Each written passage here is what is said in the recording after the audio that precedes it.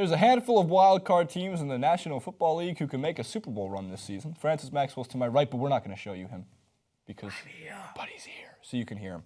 Let's go just straight to the elements. We're going to make this a quick little pit stop with Jason in the audience.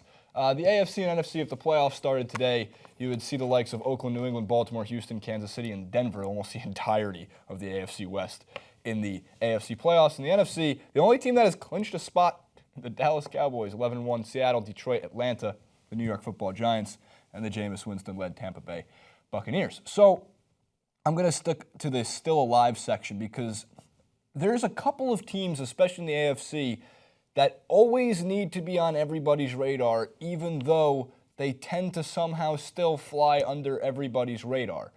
The Oakland Raiders play the Kansas City Chiefs on Thursday Night Football in easily the most important Thursday Night Football game of the year, and a game that will, I would think, decide that division, barring any major falling apart down the stretch of the last three games. So I still think the Raiders are one of the two to three best teams in football, if not the best team in football, but I also think the Chiefs are one of the 5 or 6 best teams in football.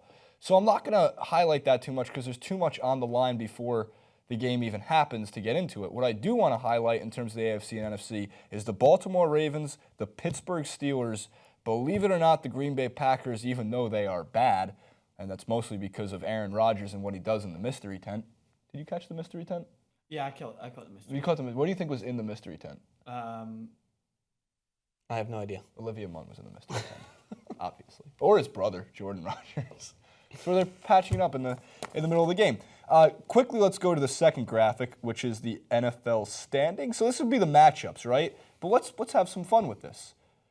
It's really not all that out of the question if the Ravens beat the Broncos and then the Ravens walk into New England, no offense to New England Patriots fans, and beat the New England Patriots. Like, this has happened in the past, it can happen again. I want to flip the 6th seed Broncos with the 6th seed, let's say Pittsburgh Steelers, or 3rd seed if they end up winning their division, Pittsburgh Steelers. I think it's equally believable that depending on how the seeding works out, or if 1 and 2 flip, or if the Chiefs end up being the 1 seed or the 2 seed because of their tiebreaker over the Raiders, I think it's all that believable. If the Pittsburgh Steelers played the Houston Texans, they'd blow by the Houston Texans. And then if they walked into Oakland, it's all that believable that they go and beat Oakland and end up in the AFC Championship game. What you're looking at is what I still to this day believe. I'm going to take the chalk in this year's playoffs as the 1-2 seed for each side making the NFC Championship game. But of course, I can't count out the New York Giants, even though their game plans sometimes look horrific, a.k.a. against the Steelers themselves. And the loss of Jason Pierre-Paul is a dagger to the heart.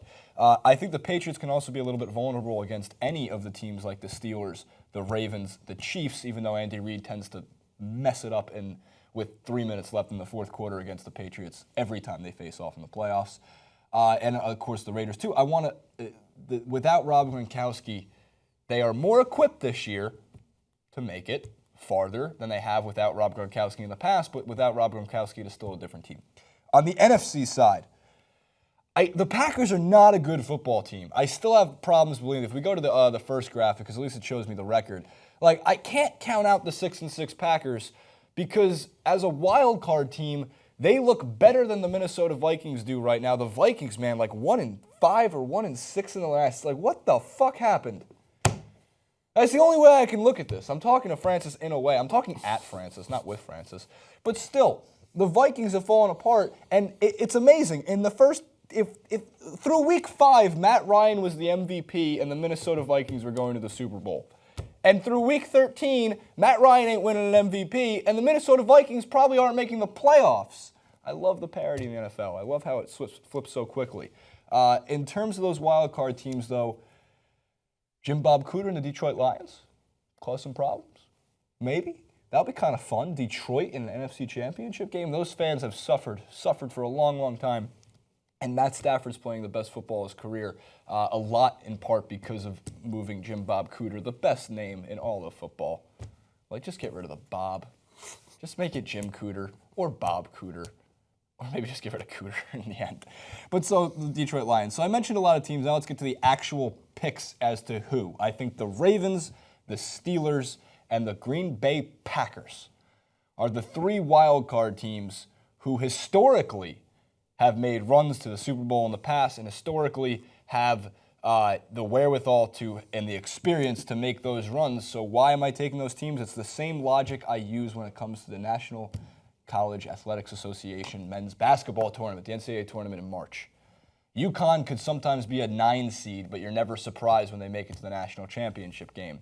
Kentucky sometimes is an 8 seed, and you'll never be surprised when they make it to the national championship game.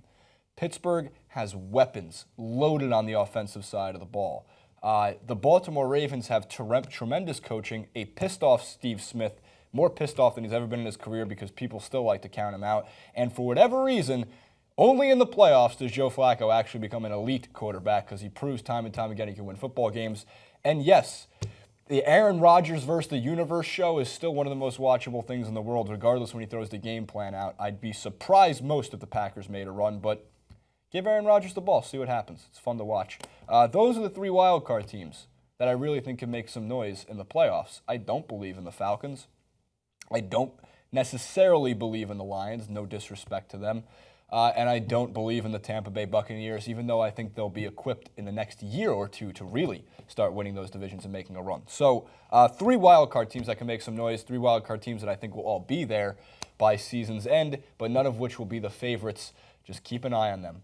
Just keep an eye. Don't let them fly under the radar. Sorry, Patriots fans. The Rob Gronkowski injury is a big blow. But the road to the Super Bowl, like every year, goes through fucking New England. Every year!